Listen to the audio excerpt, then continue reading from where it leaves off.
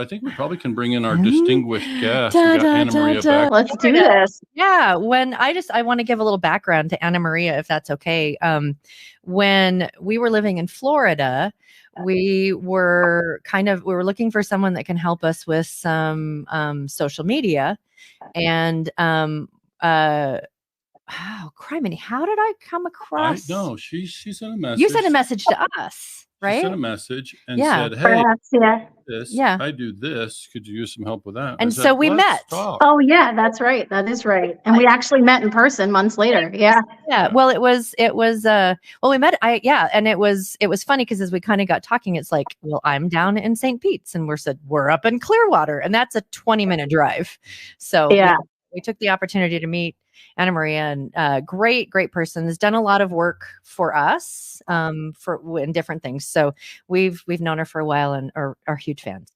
So we asked her to come and talk to us a little bit about social media, because that is the thing that we see a lot of stuff being talked about on social, Facebook, about social media, posting, all of that kind of stuff. So we thought we would bring someone that we know personally that really understands a lot of this. I might add that we have some clients in common. We've referred Anna Maria to some of the folks we work with. And so we're able to see inside their results, which many of them, the results are astounding. Yeah. So it's a good chance for us to have a chance to talk to you about just social media marketing and how to better connect. Your company, by the way, is called Digital Attention Online. Folks can find you on Facebook. Yeah. We're under Anna Maria Beck. Do you mind? Because I don't know if the listeners out there kind of know your how you got into doing automotive marketing. Well, I feel like out of all the topics in the dealership, out of all the departments and the segments and all the moving parts, this one I have to say is one of the most fun. And my background, the better part of 10 years in the automotive industry in buy here, pay here. And I was doing the marketing for the dealership and ended up running most of the day-to-day operations on the front end. And I got really good at it. We got such an amazing result. And I guess this was something that I'd already really enjoyed prior to automotive, and the game of getting attention. And that's what marketing is all about, is the one with the most amount of attention wins. And today, I feel like we have the greatest opportunity than ever before, whether you have a budget or to run ads or you're just trying to do it organically. The power is there, and anybody can pick up after this podcast today and take action and start gaining some attention and some traction. Well, and you are not it might not be you're gonna be like, damn it, darn it, I wish you didn't know us as well. But Anna Marie's not afraid to get attention. And that one of the things when we first got talking was that she was at a conference that had Gary Vaynerchuk, Gary V, and oh gosh, yes. And in the middle of a thing, Anna Maria stands up and just screams something out to him because she wants to be able to meet him. And he's like, right on, come on up. Let's do lunch or your set and all of that. We should have queued that up. I should have queued that up. Yeah, I didn't even think about it. But oh, that was crazy. Yeah, that was in front of that was at a Gary Vaynerchuk event, and Tony Robbins was there, and we were in a stadium of like, I don't know, maybe, I'm not good at these numbers, but maybe like 60,000 people. And he was talking, it was huge. And he was talking about attention. The one who gets the attention wins. And I'm like, I just got to stand up and shout his name and get his attention. And it worked. Yeah.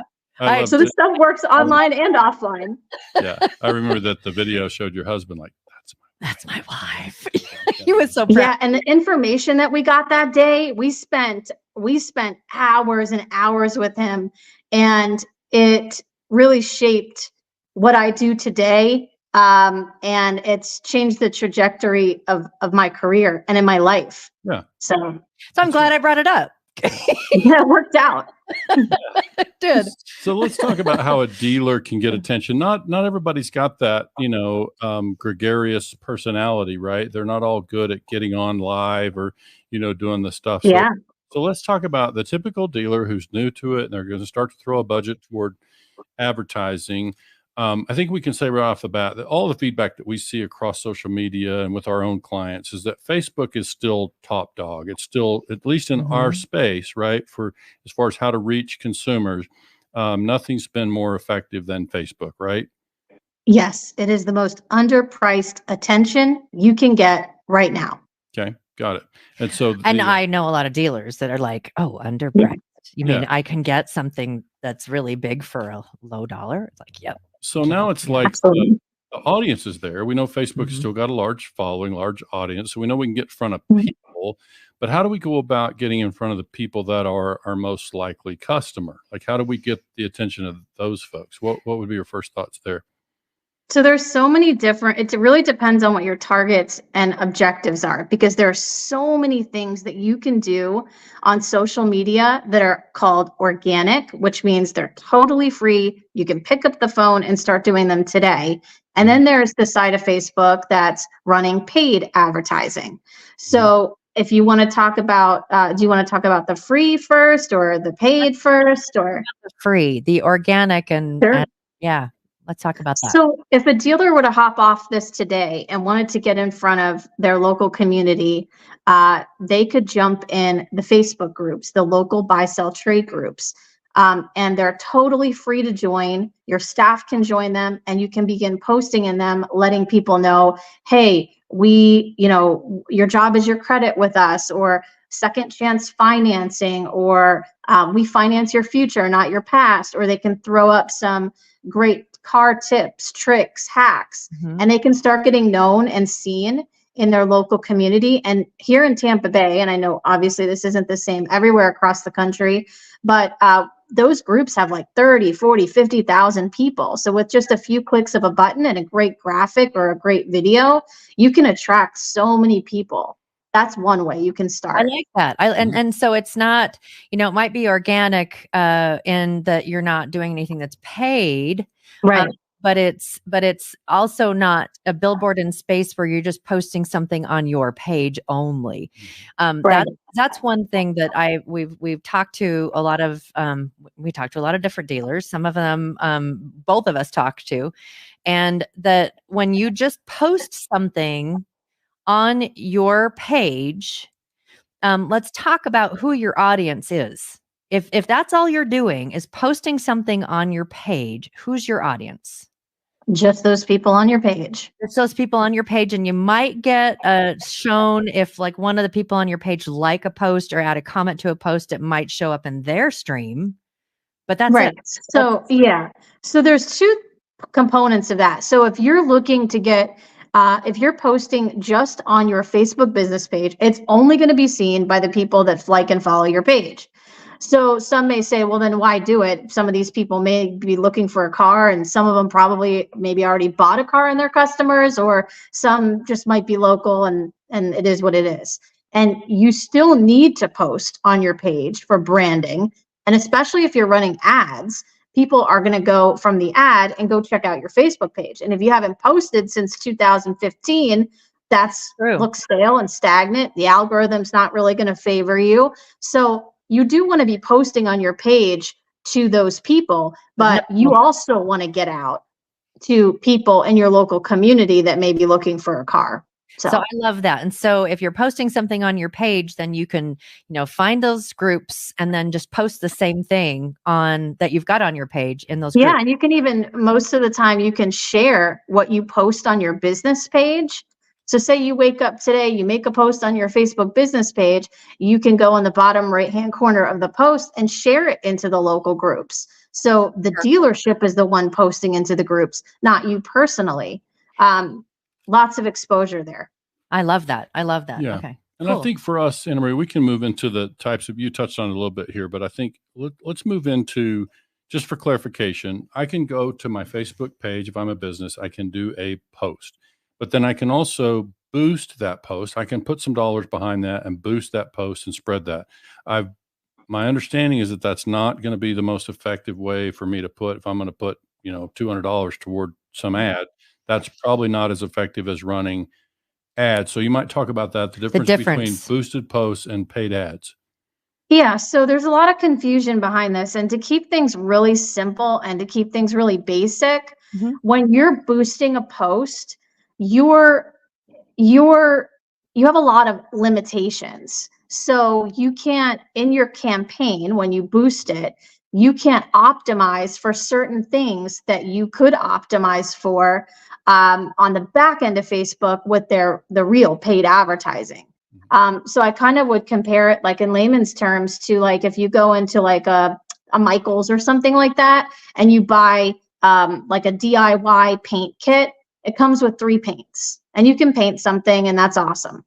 But if you go to 4 aisles down in Michael's and you buy a paint set, and it's got like all different colors and brushes and tools, you can create a much better piece of work. So I think that really kind of sums up the difference between boosting and running paid ads. The options, the targeting, all of that you don't really have with boosts. Now, I know when we've had conversations about this in our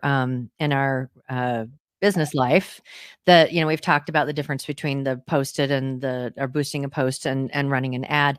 Running an ad does require a little bit more babysitting, but it's well worth it. It's like you're trying to narrow down your audience, and the ones that are actually it's resonating with, because you can start with just like, this is my audience, but with the paid ads, you can start to just really narrow it down to who the people are that this resonates the most with. Correct?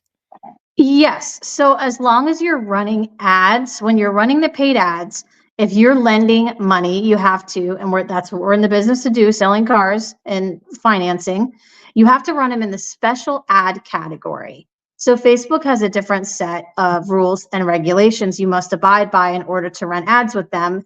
And you've got to be in that category, number one. While in that category, there still are targeting options as far as your radius goes.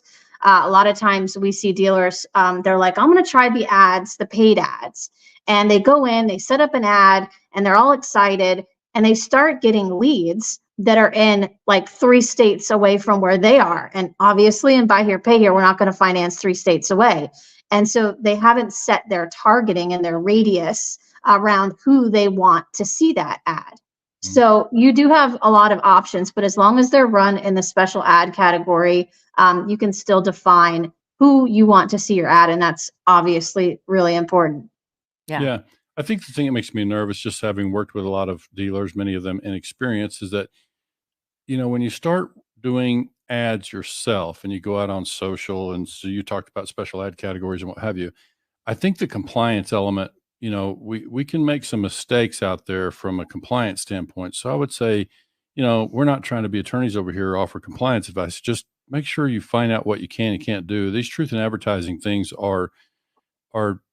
there's pretty severe penalties with those. So I would say just be cautious about what you disclose and kind of the approach there. And then we might also talk a little bit about A/B testing. So for those not familiar, basically just running side-by-side tests. So you can test ad A and ad B and see how they perform. So there would be different things that a person could test in that, but I think it's appropriate for dealers that are new to the thing. If they've got a $500 budget, maybe try $250 in one ad and $250 in another, just to, as an example, just have a way to start to verify kind of what you're talking about, the analytics. Let's figure out what resonates, with the different audiences. Because if you are just doing a single type, then it narrows your audience, because you don't know, you make a little shift here and it's like, this ad got 100 responses. This one had 7. Right. So when it comes to running the paid advertising on Facebook, there are a couple different types of campaigns you can run. There is a web traffic campaign where someone sees the ad and they go from the ad straight to your website. And from your website, they can browse around and be like, oh, that was cool, and click out and leave. Well, that costs you a couple of cents, let's say hypothetically. But if you run the paid advertising on Facebook, there are a couple different types of campaigns you can run. There is a web traffic campaign where someone sees the ad and they go from the ad straight to your website. And from your website, they can browse around and be like, oh, that was cool, and click out and leave. That's one form. And maybe when they're on the website, they'll pick up the phone and call you or submit the application, or again, maybe they'll just leave. So if you're paying, let's say 55 cents for that or 25 cents for that, there goes the lead. And if they didn't send their info, you don't have it. So that's one type of campaign. And that's an important campaign to send traffic to your website, certainly, and get yourself out there. The second type of campaign that I recommend to all dealers, just whether they're brand new or they've been in business for a while, is Facebook's instant form campaigns. And so what happens there is they see the ad and they click to learn more. And instead of going to your website, they're asked a series of short questions that you pick. And the one we've tested so many different ways to do this.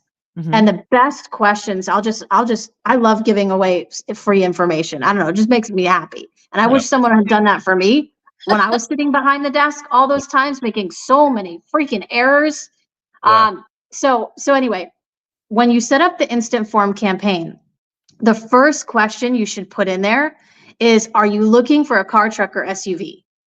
Okay. And we don't really care what their answer is. We've got all three if you're a dealer today, typically, but we want to sort of get the person to commit to filling out the rest of the form. So you give them something easy. They type in car. Then they go to the next question. And it could be, do you have a valid driver's license? Because in most states, you need that to register the vehicle. They hit yes, hopefully. And then the third question, this is the $1 million question, in my opinion, is our average down payment is, and let's say it's $1,200 or $1,500. What is the maximum you can put down for a vehicle? Question mark. And the reason why we do this is we've seen dealers and we've run campaigns and testing. If you don't specify some sort of number, you're going to end up with a lot of $500 down leads. So typically what you ask for is what they're going to tell you that they have. Obviously, there's a stigma and a stereotype when it comes to car buying. Never let the salesperson know how much money we have, or they're going to take all of it. So you want to kind of give them a general idea, and that sort of narrows down who's filling out the form. Once they submit the form, they're going to be asked their name and phone number. I wouldn't bother putting email on there. It's just an extra step, and we don't want any extra steps. And a lot of the buy here, pay here demographic doesn't really use email. If they're working at, as a manager at Chick-fil-A or McDonald's, I mean, they're not checking their email on Outlook every day. So just first name and phone number is plenty. And as soon as that lead hits, it's time to give them a call. Yeah. Okay. So talk to me about, this is something I didn't prepare you for, but I know you'll know the answer. It's like, if I had a budget of, let's say I got $1,000 to spend on Facebook this month, as one element. Like, talk to me about frequency. Like, would you advise spreading that? Would that be 10 ads? Would that be, 20? Oh gosh. How would we spread it? Yeah. So marketing agencies love to put up all these ads, and I've just never understood why businesses, brands, and dealers need 18 different ads. I think you put up 2 ads. This is where we've been very successful with dealers. And you put up 2 instant form campaign ads. And within like 72 hours, you'll see which one's performing better. Good. So drop the one that isn't and push the rest of the budget to the one that is. It's that simple. Yeah. Marketing it's made out to be so complicated, and creating content seems so complicated, but it's just, I look at it like, in this world, like, if you want to lose weight, it's diet and it's exercise. And that's it. You can spin it in 14 different keto diets, but at the end of the day, it's like, we know what to do, and it doesn't have to be made into some thing you need a Harvard degree to get started with. Just put up 2 ads, get some leads, call the leads, and if you sell some cars, add some more money behind it. Yeah. That's it. Go that direction. I like it. So I'm realizing, as a former dealer myself, and somebody did training and worked in the sales department, I'm thinking, if I'm a salesperson, I've basically got a short list of things I can sell. I can sell myself, as a person. I could sell my company that I do business with. I could sell our program and our way of doing business. You can sell your product. And I can sell the used car. The used car. Right? Yeah, I love this topic. Yeah. So if again, budget wise, how would you spread that budget in terms of, is it appropriate for a dealer to go out and sell the car? I mean, that's what the person's shopping for. Okay. So in this business, if you were to sit down at dinner and ask a bunch of dealers, well, what do you sell? They're going to tell you it's the financing. Yeah. As dealers, we sell financing. That's what we do. And sometimes it's real creative financing. Yeah. But a lot of dealers make the mistake when they call the marketing companies and say, hey, we need to get running ads and get on all these platforms, TikTok, Facebook, Instagram. And they're like, okay, we're going to get it all set up. And they start uploading your inventory. Mm-hmm. And we all know, and buy here, pay here, we're not running cash lots where everything's competitive in price. Buy here, pay here is not a price game. It's a finance game, and how many people that we can get approved. So we need to make sure that we don't have that disconnect between our marketing. We need to sell the financing. Your job is your credit. You work, you ride. Second chance financing. We care about your we care about your future, not your past. Mm-hmm. Those kinds of things. So always sell the financing. Don't sell the car. Right. The guy down the street is doing a ton of that. Yeah. We got to be different. Thank you. We believe that. We talk about that all the time. So then if we're, because so it's all right. What I've heard you say, what is like, let's cross off the car. So now we're looking at the financing, the dealership, the dealer. And so where are you putting your money from there? Okay, so definitely into the Facebook instant form campaigns, without question. Running some traffic to the website is also good.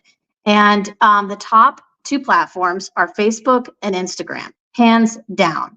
TikTok, yeah, you can run ads on TikTok. You can post on TikTok for free too, and you should be doing a little bit of that. But if you had to narrow it down to the top two platforms, it's Facebook and it's Instagram, and a whole bunch of posting on your business page and in your local groups. That could get you a really fast track to getting those phones ringing and getting some people through that door.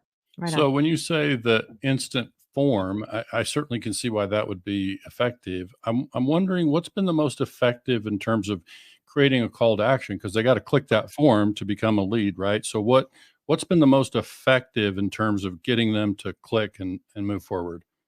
Well, definitely saying things if you're able to, and you got to check within compliance and state associations, of course, but things like saying 99.9% approval rating, or we help hundreds. And sometimes when you're running ads, putting in, beside the call to action, putting in something that says where you actually live, like Tampa Bay residents, because that'll catch some attention. So it's very localized. Mm-hmm. Saying things like in and out, apply today, drive today.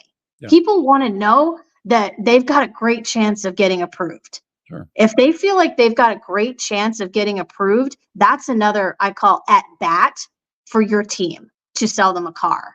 Okay.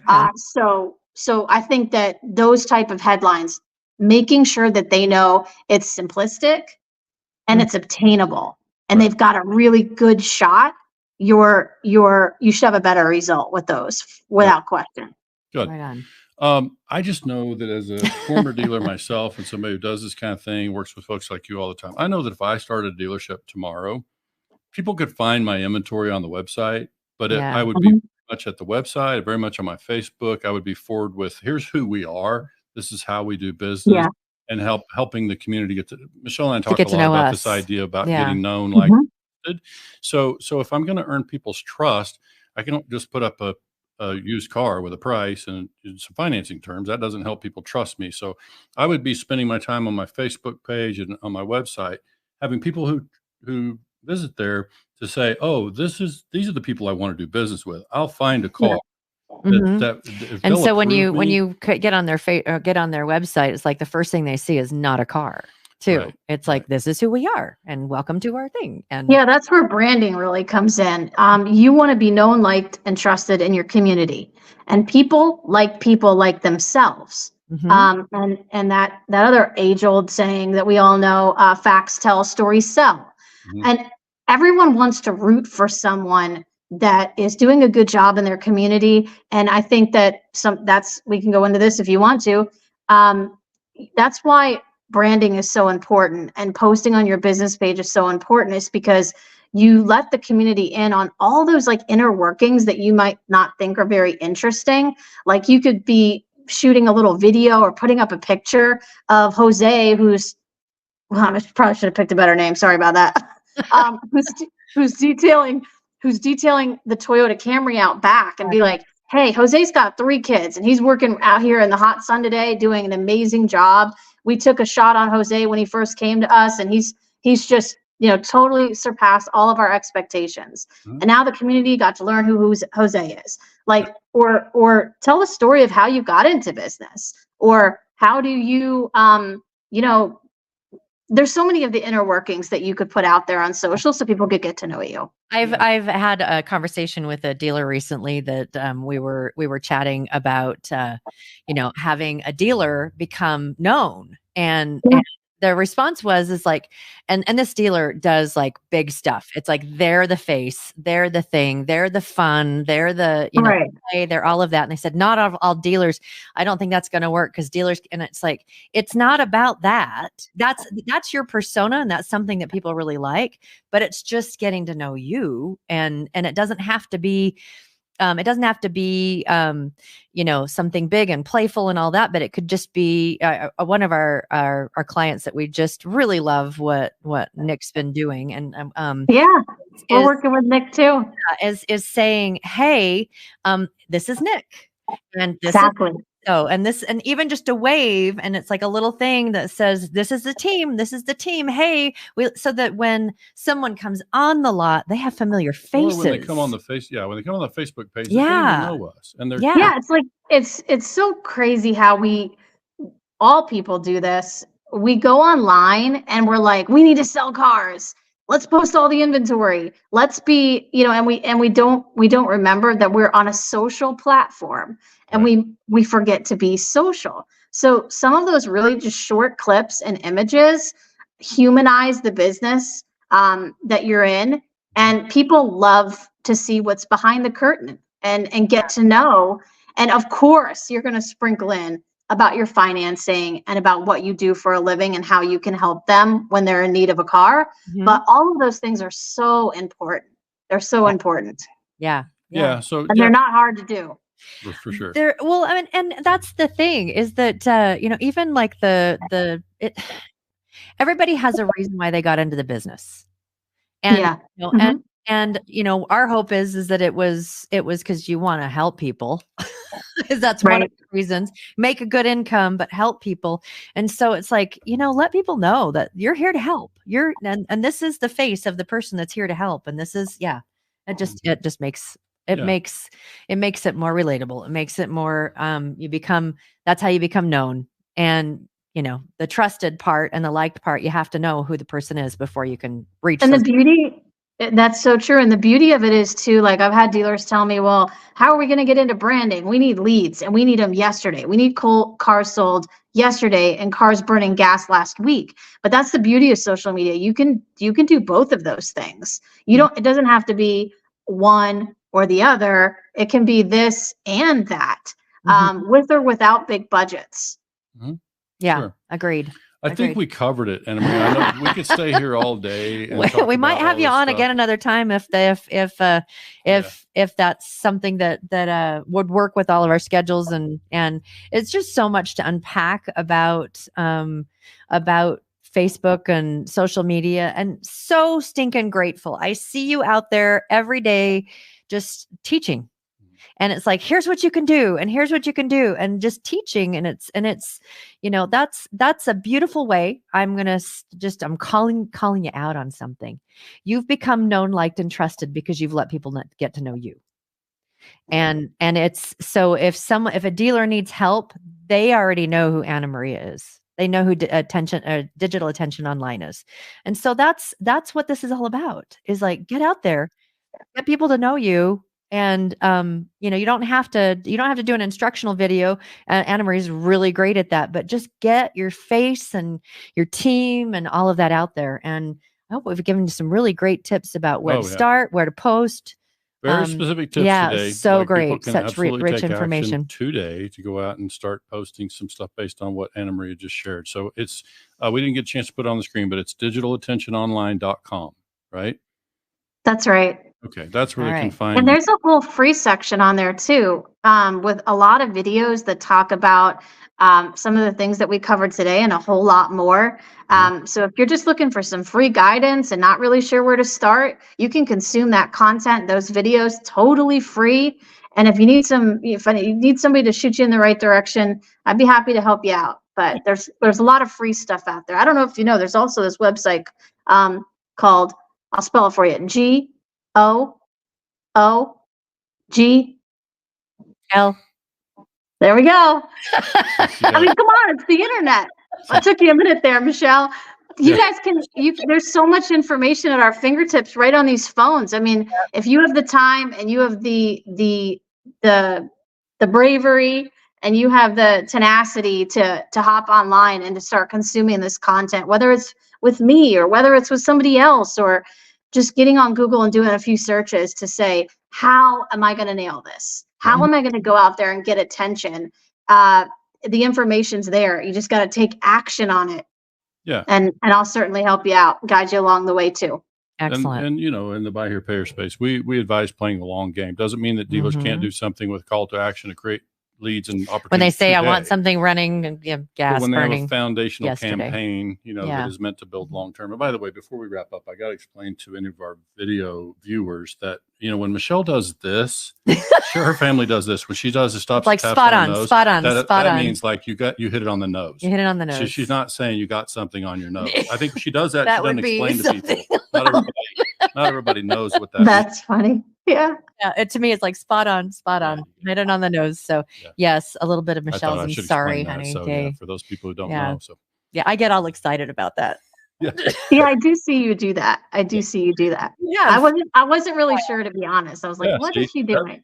With her family, that's the thing. Well, that's the thing. So now it's official. It's official. We know now. Yes, that's what that means. Spot on the nose. You're like completely agree. We should wrap up. Anna Marie, do you want to stick around for a second so we can say a proper goodbye backstage after we close out the podcast? Sure. Thank you. Thank you so much for joining us. We really appreciate it. Good stuff. You're welcome. Thanks. All righty. Excellent. Yeah, it's great stuff. I love that we, you know, if people were listening, they could just go right to their device and they can follow the advice that was given, and they can have ads running today that follow the suggestions of a bona fide expert. Really, I do appreciate that. So again, if you guys have any questions or want to get in touch with Anna Maria at digitalattentiononline.com. If there's anything that we can do to help you, it's pretty easy to find us. You can go to our YouTube page, or which is Jim Rhodes, Jim and Michelle Rhodes. And I hope you guys have a great week. Thanks so much for joining. We really, really appreciate you being part of our week and today, and it's Monday, and go out there and have a fantastic first full week of December. Go get 'em. We'll talk to y'all later. Thanks so much.